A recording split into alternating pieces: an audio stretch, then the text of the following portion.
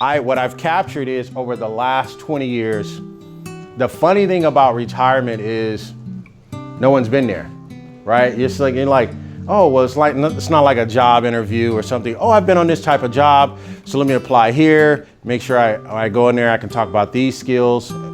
Retirement, no one's been to retirement, right? You hear from others, hey, what are you doing? You'll talk to some people are at home, some people are fishing, some people are picking up grandkids, so everybody has a different story when it comes to retirement. The best thing for myself in working with retirees over the last 20 years is I've gotten to see what people have done, right? And then myself, I'm a ways out, right? And what I started doing, I said, what if I start just gathering what the experiences are and start sharing them with the people who are coming behind and letting them know. And that's what I started to do, right?